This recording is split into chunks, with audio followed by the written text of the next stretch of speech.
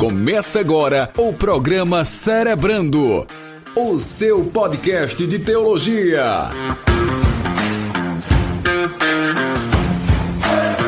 Cerebrando, fé e razão em um só pensamento.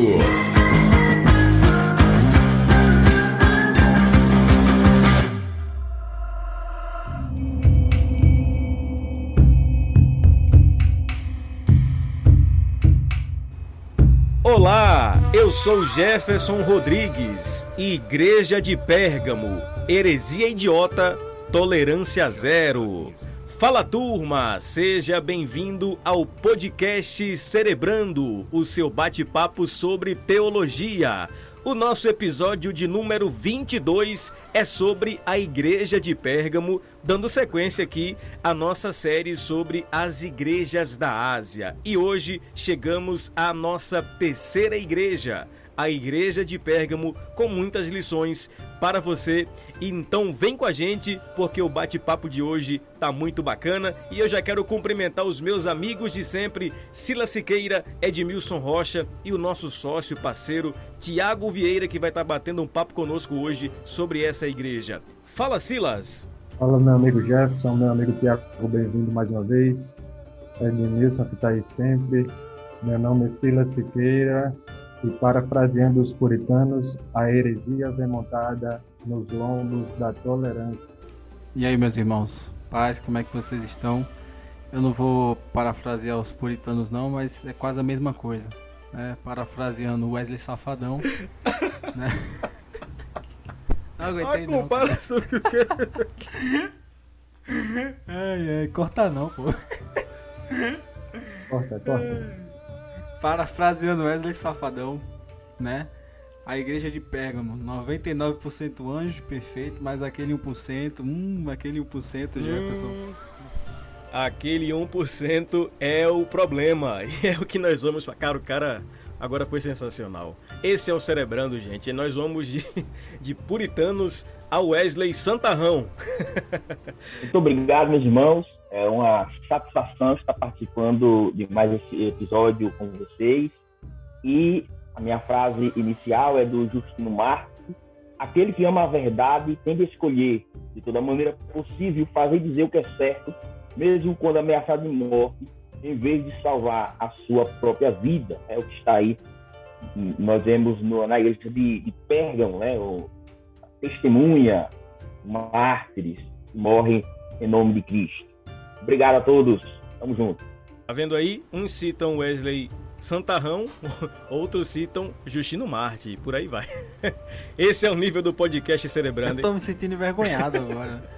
E é nesse pique que a gente começa, minha gente, para falarmos sobre a Igreja de Pérgamo, dando sequência aqui à nossa série sobre igrejas da Ásia. Toda quinta-feira, um convidado diferente para bater esse papo conosco. E hoje vamos falar sobre essa igreja. E olha, tem lições aí especiais que você com certeza será edificado. Antes sempre, convidando você a seguir o nosso Instagram, @Escola Discipular. Confira todas as nossas novidades, porque é lá onde tudo acontece. Quer ficar sabendo em primeira mão sobre os nossos episódios e bastidores? Então acesse o nosso canal no Telegram. O link está no nosso Instagram, tá certo? Recados dados, vamos então para o bate-papo de hoje. Aperta o play, aumenta o volume, porque o bate-papo está cerebral.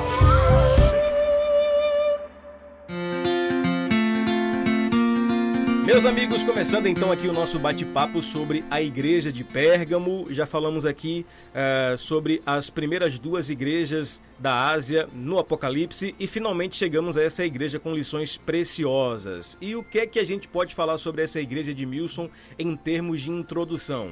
A gente sabe que ela possui uma região bem localizada, ela é considerada a capital romana na Ásia Menor e, no entendimento geopolítico da época, controlar Pérgamo era controlar o Oriente. Então, estamos falando de uma cidade geopoliticamente importante também no seu contexto cultural e religioso. Muito bem, né? Nós temos aí uma cidade muitíssimo importante, muito próximo de Esmirna, né? 55 milhas ao norte de Esmirna. Então, uma cidade que tinha ali uma proximidade com outra cidade extremamente importante também, como a gente já viu no podcast passado, né? E era uma cidade extremamente eclética, mas como você mesmo falou, capital romana, né, na Ásia Menor, então era uma cidade muito boa, diversificada, contanto que os desígnios romanos fossem respeitados, né? Um deles, por exemplo, é a questão da adoração à imagem de César, né, imperador da época. A gente vai ver um contexto ali de uma cidade extremamente forte, poderosa, né? E havia ali uma diversidade de templos pagãos, com o contexto religioso de Pérgamo não era muito diferente das outras cidades na qual a gente viu. Principalmente Esmirna, eram muito parecidos, quando você vai pesquisar a respeito, né? E eles tinham templos muito famosos, né? Nós temos o Esculápio, né? E temos o Asclépio também, conhecido na mitologia de forma muito bem situada ao longo da história, né? E são deuses, por exemplo, responsável pela cura, no Asclépio. E tem centenas de enfermos que vinham para essa cidade para prestar culto a ele. E para você ter uma ideia, até hoje, o símbolo da medicina mundial, né, é uma serpente que vai justamente aos cultos que se tinham, que usavam, né, as idolatrias a serpentes, a víboras. Então Pérgamo estava dentro desse contexto de idolatria, de paganismo muito forte. E ele já foi, Pérgamo já foi o maior polo cultural da Ásia, né, tinha a segunda maior biblioteca do mundo. Foi pioneiro na revolução da questão dos pergaminhos, que passou muito a questão dos papiros feitos pelos egípcios. Então Pérgamo abrigava uma obra arquitetônica muito grande, uma obra literária muito incrível e sinceramente é uma cidade muito impressionante. É uma das cidades que a gente vai ver, por exemplo, que havia o templo de Zeus, né, a maior, provavelmente, certamente na verdade, a maior das imagens da mitologia grega que a gente encontra. Todo mundo conhece Zeus até hoje. E você tem lá uma obra arquitetônica considerada uma das 7 maravilhas do mundo. Então, assim, nós temos uma cidade muito forte, com uma cultura muito poderosa. E nós temos informações muito grandes a se passar por meio dessa igreja, que estava dentro desse contexto. Cara, 2 coisas aí me chamaram bastante atenção, né? A primeira é essa origem da serpente como símbolo da medicina se dá exatamente aí nesse contexto de Pérgamo. E a segunda é exatamente essa maravilhosa e esplêndida biblioteca que estava em Pérgamo. Ela meio que competiu ali com a biblioteca que estava localizada na cidade... Que cidade mesmo, cara, do Egito? Alexandria. Valeu, Thiago. Na cidade egípcia de Alexandria. Isso. É quase a biblioteca do Pastor Bruno. É verdade. Quase que eles alcançam e quase que eles chegam lá. Dito isso, nós podemos dizer então, Silas, que Pérgamo, ela é uma igreja que está dentro de um contexto, como a gente viu, cultural, religioso. E o ponto central da carta que Jesus envia ao anjo da igreja em Pérgamo é alertar a igreja sobre os riscos eminentes da perigosa mistura do povo de Deus com o engano doutrinário e a imoralidade do mundo. E a gente pode destacar então que Pérgamo ela é uma igreja que começa muito bem, mas que ela fraqueja ao longo da sua narrativa. O que é que a gente pode falar aí, ainda de modo introdutório, sobre essa igreja e as aplicações práticas do que Jesus detecta nessa igreja? Bom, essa igreja ela vai ser abordada com a série de elogios iniciais e logo depois vem com duras repreensões. E é interessante a gente notar, já iniciando a explicação dos versículos, que nesse verso 12, Jesus ele vai se apresentar de maneira estratégica para que o povo entenda com relação ao poder e à autoridade do Deus que a igreja servia. E aí Jesus ele vai se apresentar no verso 12, falando: ao anjo da igreja em Pérgamo escreve, isto diz aquele que tem a espada aguda de 2 fios. Na cultura romana, a espada ela vai simbolizar poder e autoridade. E Roma tinha o poder da espada em suas mãos, César tinha a palavra final. Então Cristo, de maneira estratégica, vai se revelar a essa igreja como uma autoridade absoluta, ou seja, a autoridade das autoridades. E a sua lei é patente e seu reino sempre eterno. Então a espada aguda de 2 fios, ela corta para todos os lados, ou seja, para o auxílio da igreja intimidada e perseguida pelo império, admoestando os crentes a vencerem o medo, porque a favor da igreja estava a autoridade e poder que excedia o poder e autoridade de César e do Império Romano. E essa mesma espada é quem colocaria limites em Roma.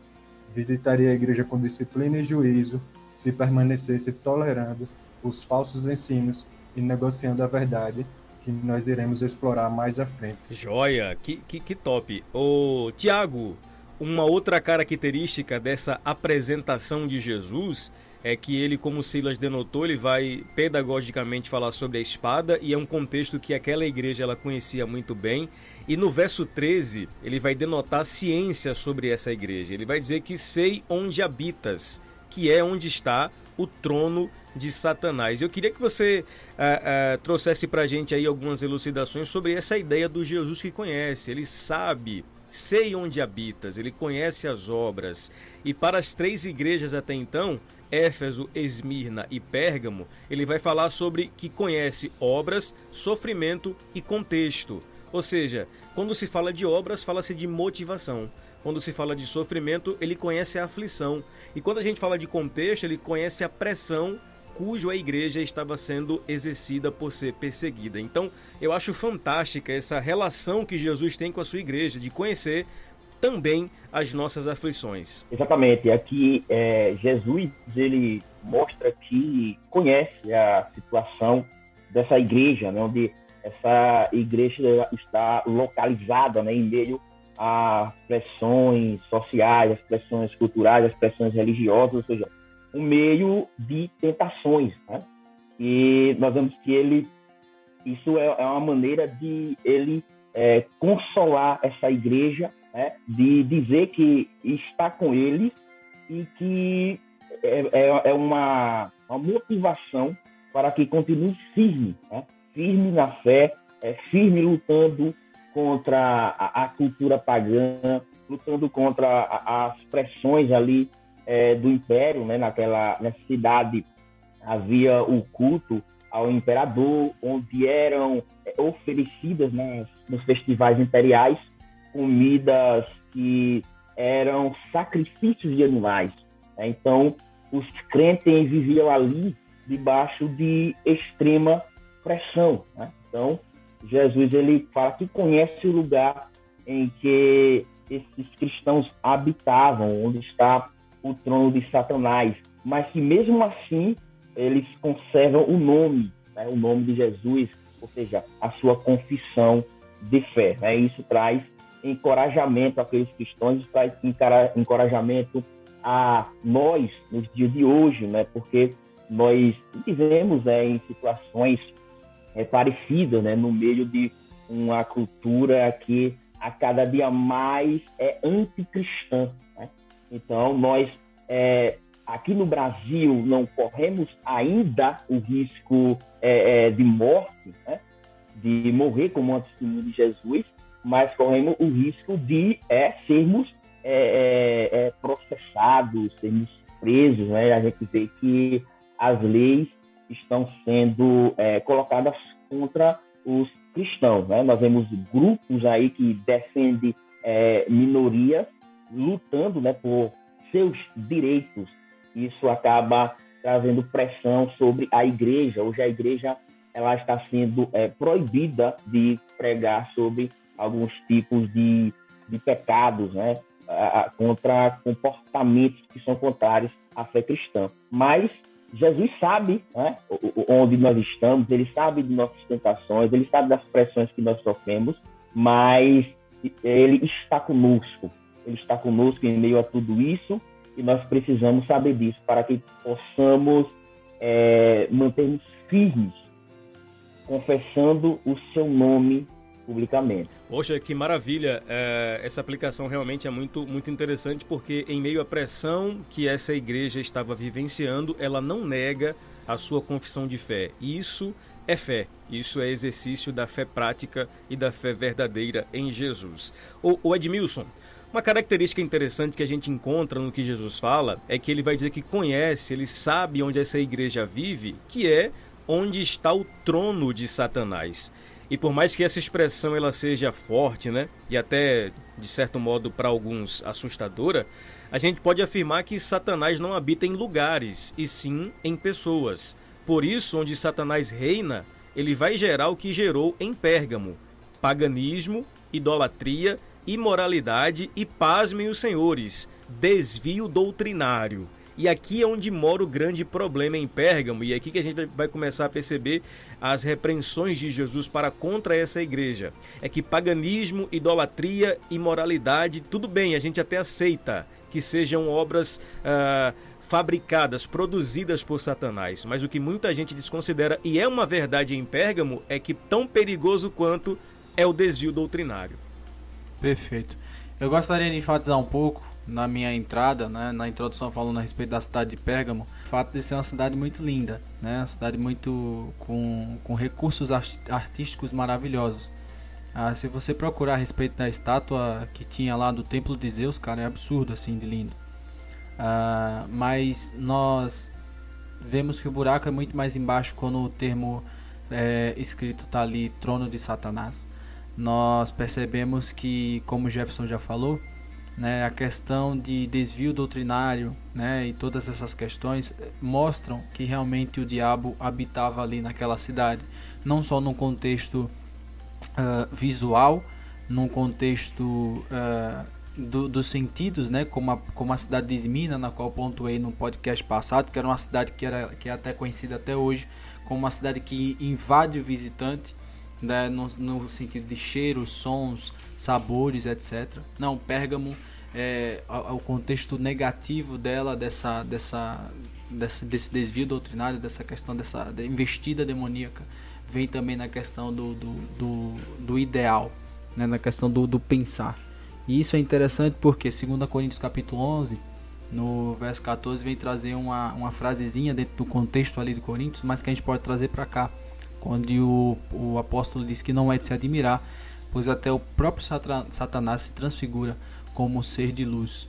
E eu quero usar isso como uma paráfrase, digamos assim, para nós entendermos a questão do trono de Satanás, né? Porque é interessante que o Satanás ele não habita em lugares e sim em pessoas.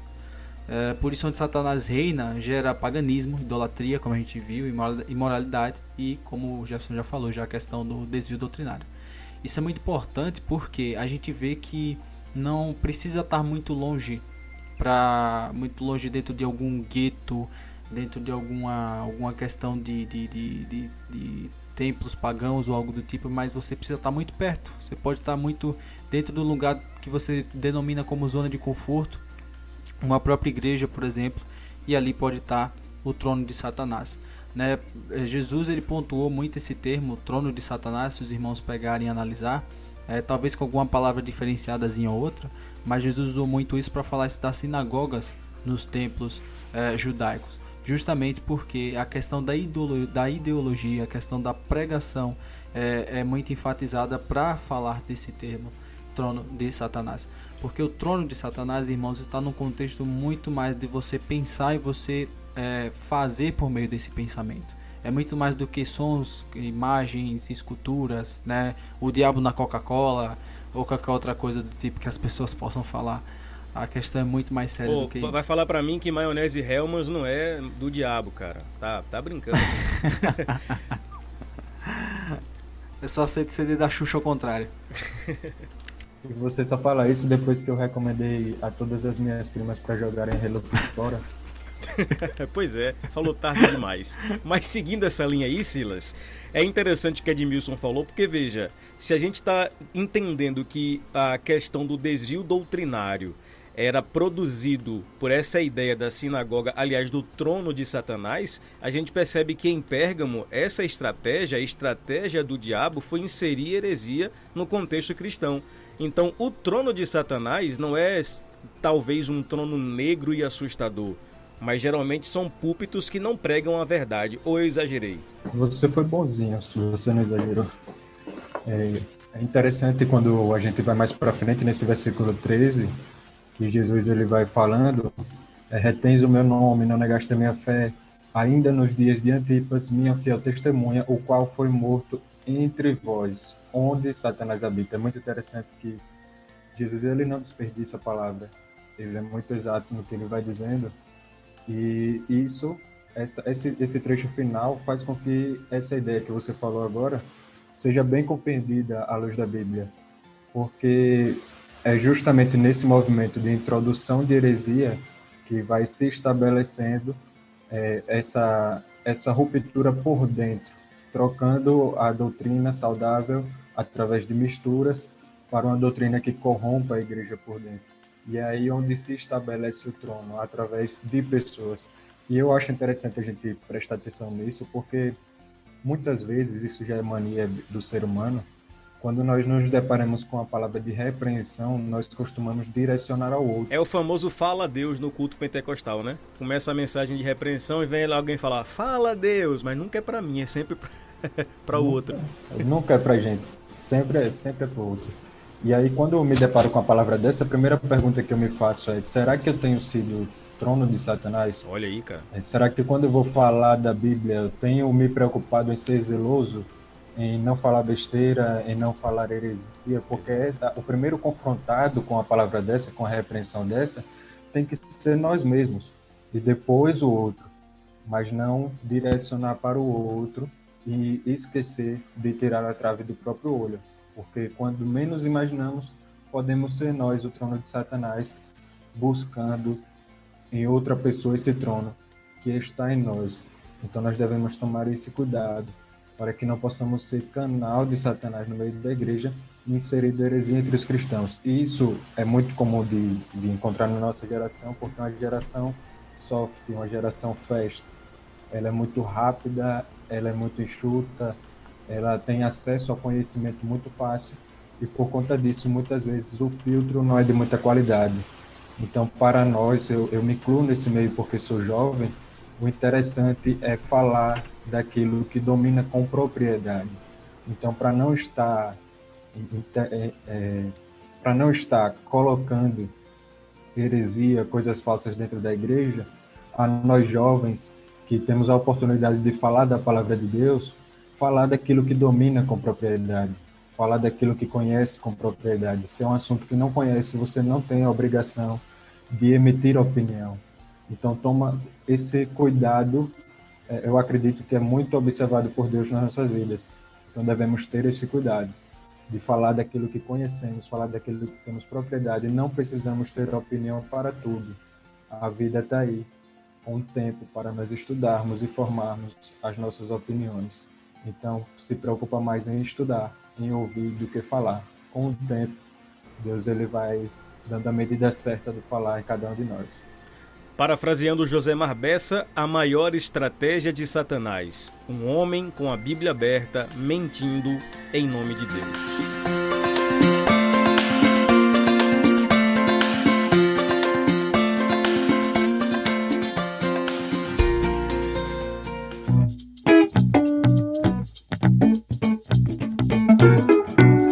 Meus amigos, a gente já chega aqui a um ponto bem interessante, que é exatamente a análise do que Jesus enxerga na igreja de Pérgamo. E, Tiago, eu acho interessante que a partir do versículo 14, ele vai fazer algumas análises no sentido de repreensão para com essa igreja.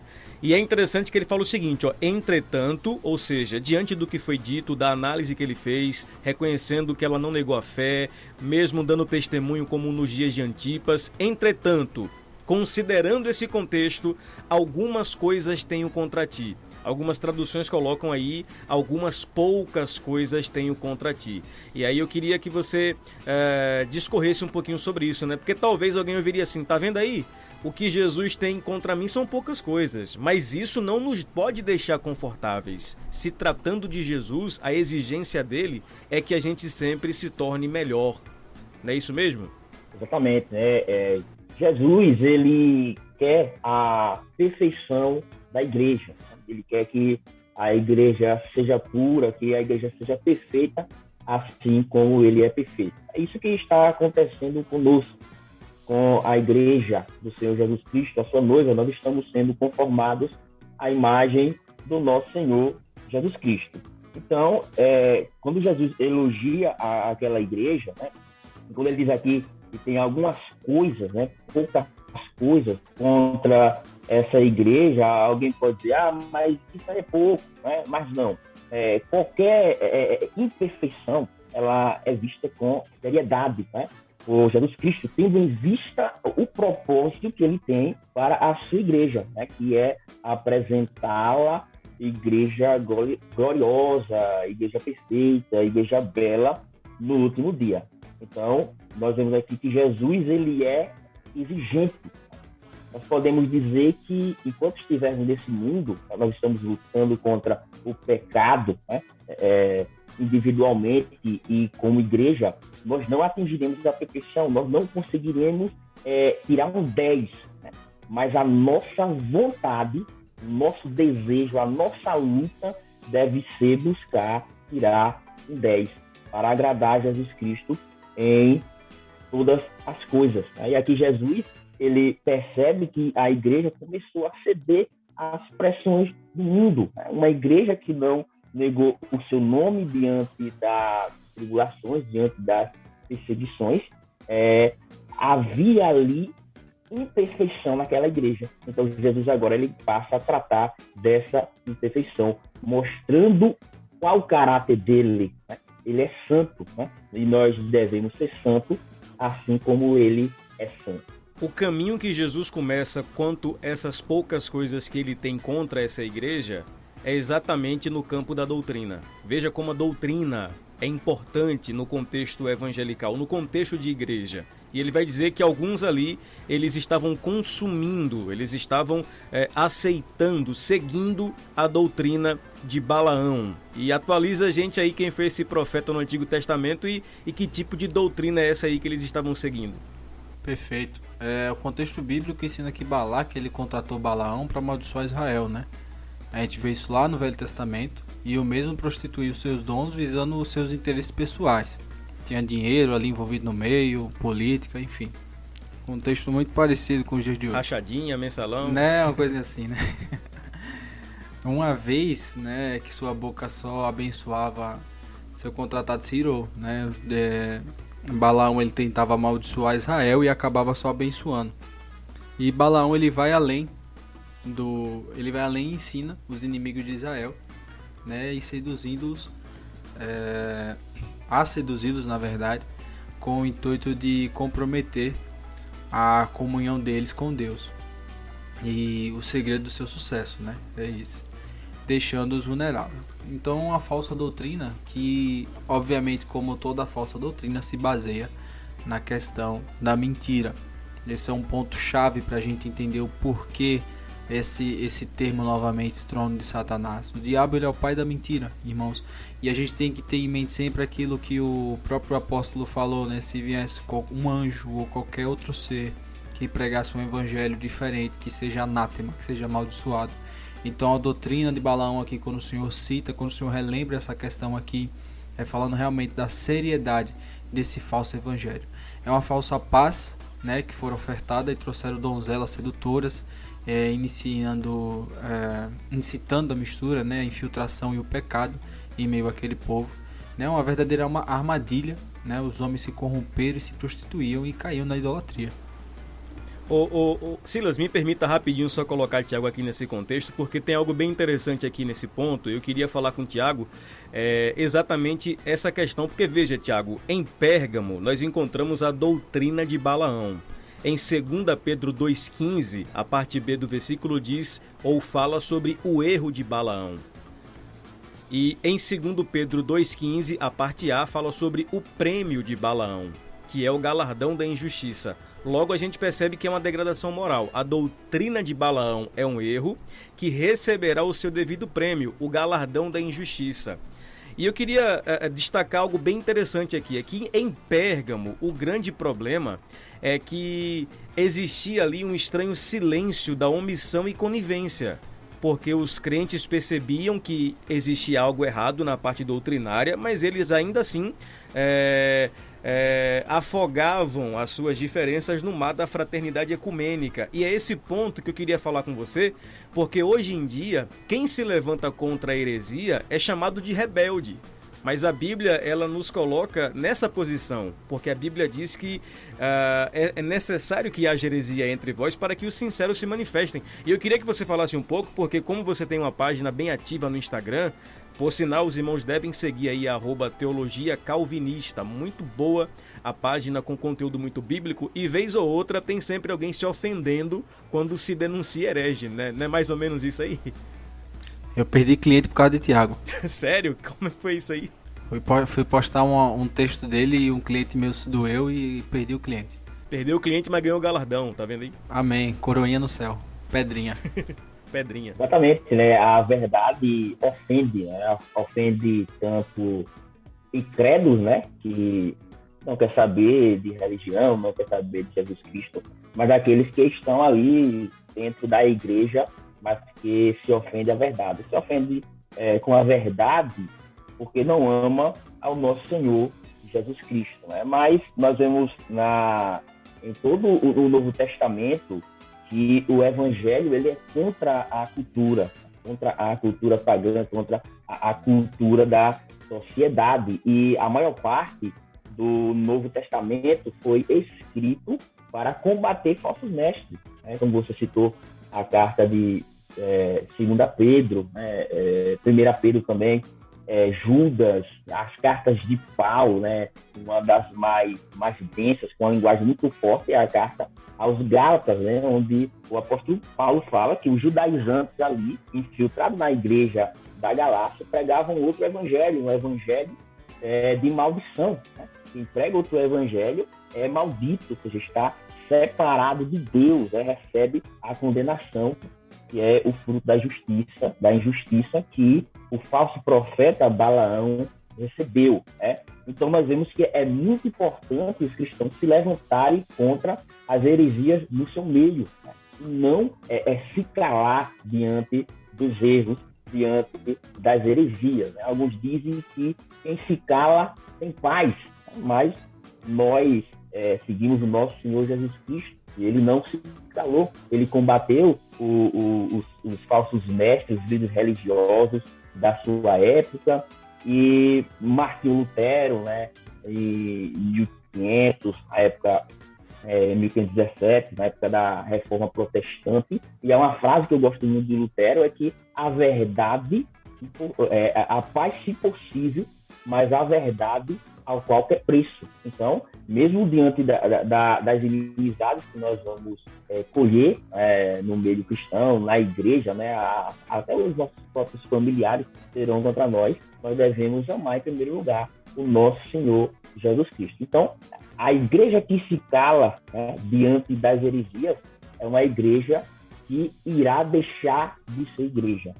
É uma igreja que receberá o julgamento do nosso Senhor Jesus Cristo, né?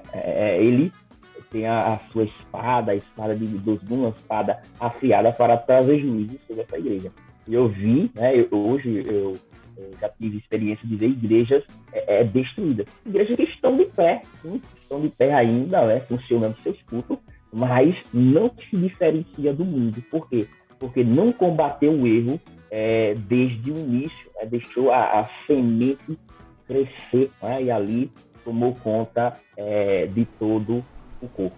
Então, é muito importante, meus irmãos, nós estarmos combatendo as heresias em nosso meio. Em outras palavras, deixa de mimimi, pessoal, que a gente vai continuar apostando contra os hereges aí, eles que se cuidem. Tamo nessa missão aí. Meus amigos, que papo bacana, cara. Quanta coisa boa a gente está aprendendo aqui juntos com a igreja de Pérgamo. E a gente vai observar que Jesus ele vai trazer essa análise e esse porém contra ti. O que ele tem contra a igreja é exatamente nesse caminho do que se fala a respeito da doutrina. Logo em seguida, ele vai falar também sobre a questão do que ele tem também contra eles alguns que seguiam a doutrina dos nicolaítas. E a gente falou muito sobre essa doutrina no podcast passado, e em última análise o que podemos dizer deles, dos nicolaítas, é que eles queriam transformar a graça em licença para a imoralidade, é um tipo de hipergraça como nós conhecemos hoje, e a teologia define muito bem a diferença entre graça comum para graça barata, né? Aquela graça que as pessoas interpretam mal e acabam utilizando como desculpa para pecar. Só que aí, meus amigos, a gente chega exatamente a algumas definições que eu acho interessantes a partir do versículo 16. Jesus então analisa todo aquele contexto, ele vê a situação da igreja, ele detecta os problemas e ele agora vai apresentar a solução. Esse é o modus operandi do Cristo para essas igrejas. E aí, Silas, ele vai começar o caminho da solução pelo caminho do arrependimento. Arrepende-te, pois, senão virei a ti em breve e contra eles batalharei com a espada da minha boca. Cara, olha que coisa terrível a gente tem aqui. Se a igreja não se arrepender, o Senhor que era Senhor dela virá a ser Senhor contra ela. É uma imagem muito chocante, muito marcante, mas se a gente não entender isso, esse arrependimento é exatamente isso aí que pode acontecer a partir do que a gente vê em Pérgamo. Fala mais para nós aí. É interessante que os versículos anteriores vêm se referindo àqueles que adotam a doutrina de Balaão e que permitem os nicolaítas, aqueles que toleram. E é interessante esse aviso porque nós enxergamos da maneira que, primeiro, arrepende-te, certo? Não se arrependendo, eu virei a ti. Contra eles batalharei com a espada da minha boca. Essa diferença entre virei a ti e contra eles, a gente tem que notar. Por quê?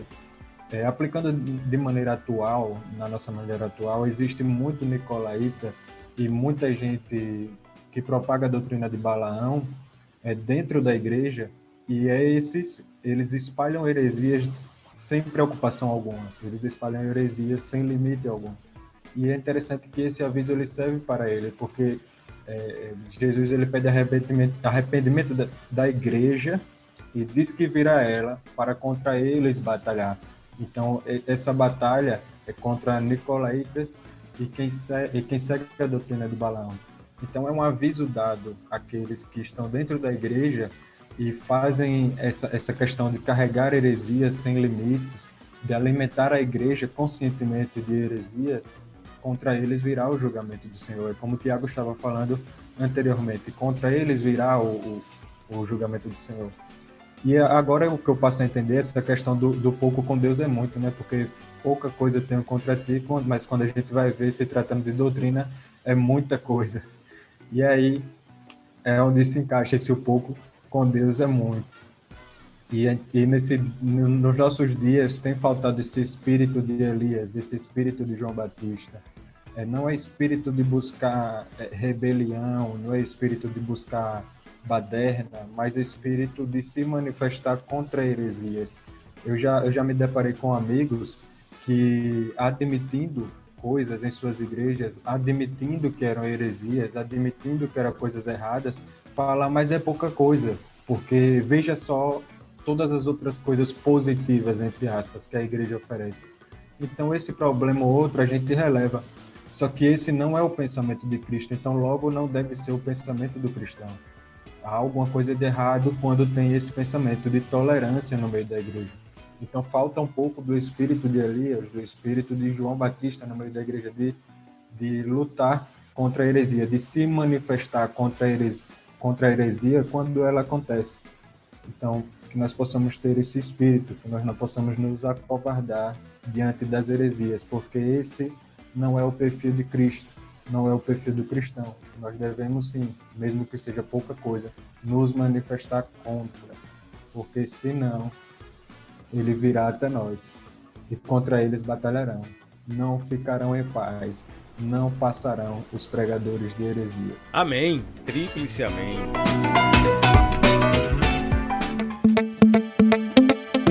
Edmilson, chegamos então ao versículo 17, no finalzinho aqui do texto, e Jesus mais uma vez vai se utilizar da forma pedagógica em dizer: quem tem ouvidos ouça o que o Espírito diz às igrejas. E aí vem a promessa, ou as promessas nesse caso.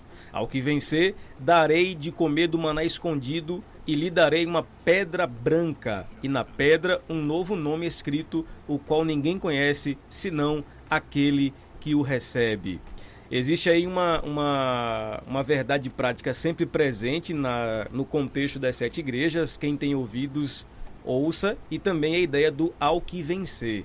E eu queria até trabalhar um pouquinho isso, cara. Essa ideia do ao que vencer no Apocalipse, vitória, não tem a ver com acúmulo de conquistas, mas com quem vai até o final, né? Que está sempre no final, na forma derradeira pedagógica, o que vencer. Então, a vitória no Apocalipse não é para quem acumula, mas é para quem chega. Essa é a verdadeira vitória da igreja. E eu queria que você falasse um pouquinho sobre essas promessas aí. Dar-te-ei de comer do maná escondido. Qual o sabor do maná? Brincadeira, fala aí um pouco mais sobre essa ideia aí. Diziam que o maná tinha gosto do que você queria, pô. Ouvi dizer que era gosto de baunilha. Não sei onde eu ouvi isso, cara. Olha só aí, tá vendo? Então era gostoso. Enfim. Parafraseando o apóstolo Paulo, né? Paulo, ele vai diferenciar o salvo, né? O eleito de Deus daquele que não é, numa questão muito simples. Ele vai usar 2 atletas como exemplo, né?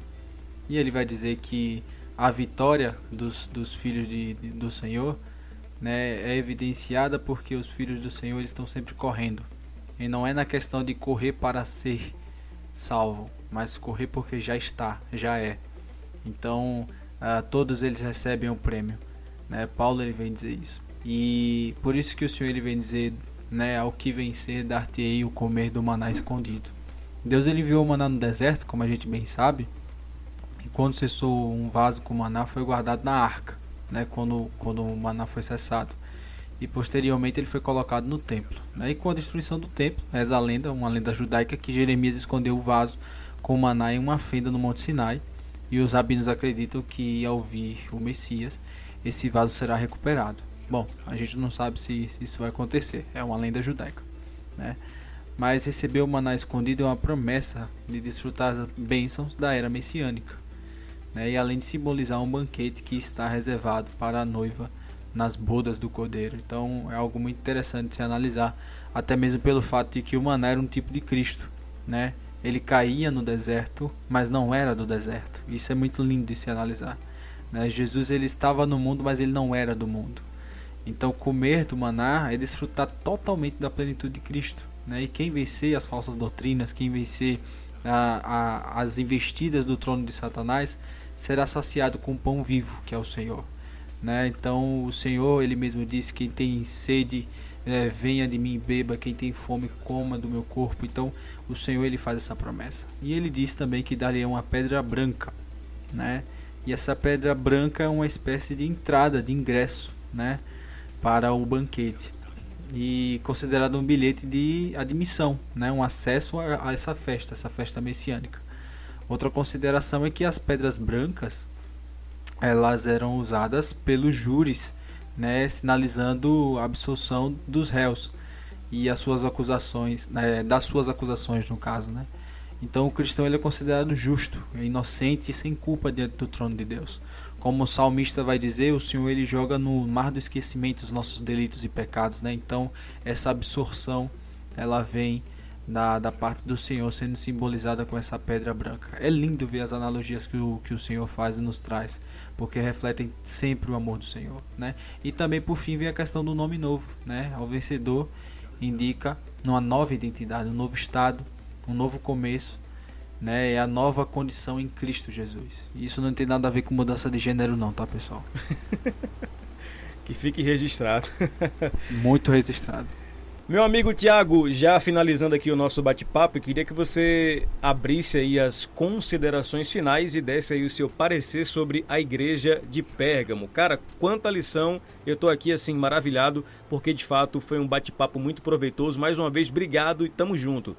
Exatamente, né? Vamos fazer algumas considerações finais e aplicação, né, para nós sobre a igreja em meio à cultura, né, a cultura pagã, a cultura que é contrária aos ensinamentos do nosso Senhor Jesus Cristo, né? Então, nós sabemos que o evangelho é contra a cultura. O evangelho, quando ele é pregado fielmente, ele ofende a cultura ao seu redor. E isso traz perseguição ao povo de Deus. E a igreja do Senhor Jesus Cristo tem sido perseguida em todo o mundo, em alguns países, de uma maneira aberta, né, onde os cristãos são mortos como mártires, né, e essa palavra passou a significar não somente uma testemunha, mas testemunhas que morrem em prol de uma causa, no sentido aqui, pela causa de Cristo, em nome do Senhor Jesus Cristo, por confessar Ele diante dos homens. Então, os cristãos que são perseguidos é porque escolheram a verdade, porque amaram a verdade. Nós precisamos compreender isso, nós precisamos compreender que se nós estivermos do lado da verdade, nós iremos sofrer perseguição. Aqueles que querem viver piamente Cristo sofrerão perseguição. E os cristãos que estão morrendo em todas as partes do mundo, eles não morrem, não é porque são covardes, mas eles morrem porque são corajosos. Os cristãos são mortos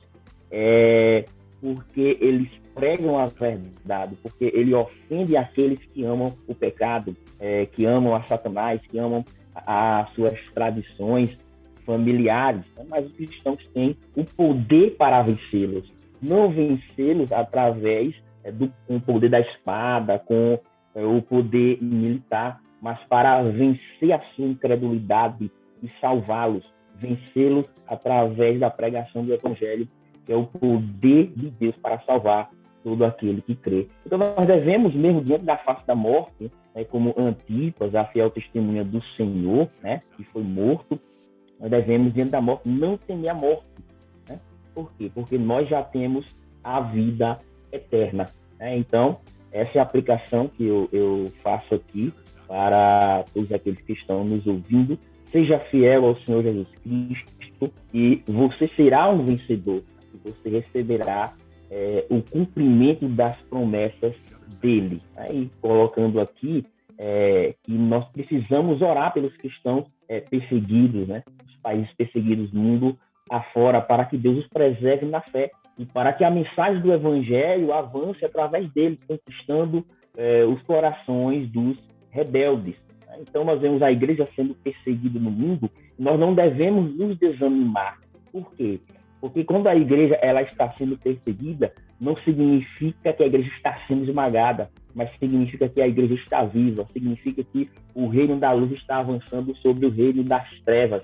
Isso significa que Satanás está furioso, e ele faz de tudo para parar o avanço do Evangelho. Então, o Evangelho a perseguição da igreja em todos os mundos, países aí como China, Irã, países que têm o Estado Islâmico, onde esses irmãos estão sendo perseguidos, significa que a igreja está vencendo.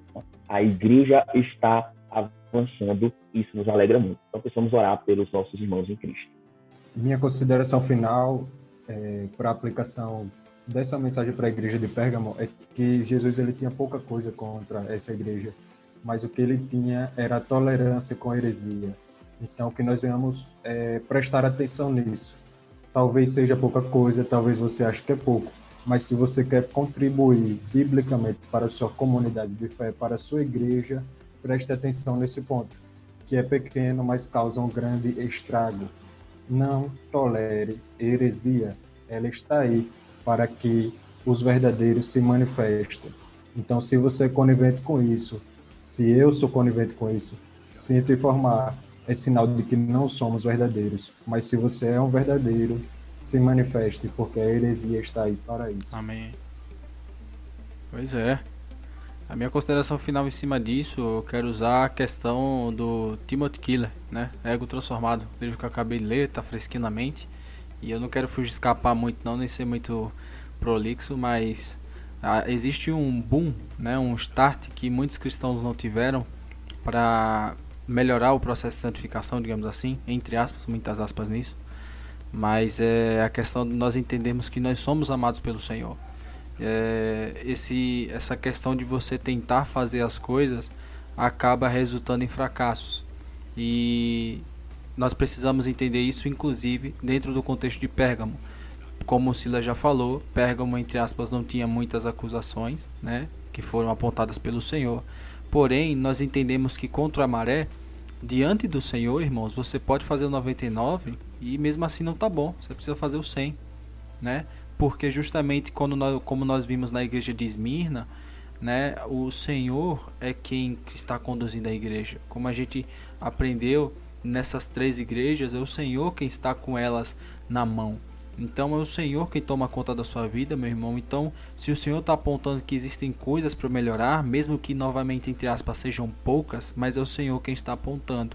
E é Ele quem vai te capacitar a superar essas questões. Todos nós aqui estamos impactados com esse ensinamento, porque todos nós temos coisas a se melhorar e nós sabemos que Deus, em seu consolo e sua misericórdia, há de cuidar e tratar de todos nós. Joia! Finalizando então, meus amigos, com as tradicionais implicações futebolísticas. Silas, Cristiano Ronaldo não comeu do maná escondido, mas ele não toma coca. E isso aí já é garantia de sucesso, hein? Rapaz, o Robozão revolucionou semana passada aí com essa declaração. Minha aplicação nisso é que a diferença entre Cristiano e Messi dizem que é pouca coisa, mas o pouco parece ser muito, quando se coloca principalmente os títulos de seleção em jogo. Então eu tô com o Robozão aí. Tá vendo você, cara? E depois vão dizer que palavra não tem poder, pô. Silas Malafaia tava certo o tempo todo, Só velho. porque falou contra a Coca-Cola, olha aí. 4 bilhões só por causa daquilo, velho. É isso aí, hashtag Team Cristiano Ronaldo. Tamo junto. Valeu, gente. Esse foi mais um podcast Cerebrando, seu bate-papo sobre teologia. Finalizando mais uma igreja da Ásia, a Igreja de Pérgamo. Vamos então para a próxima. Até o nosso próximo episódio. Deus te abençoe e até lá.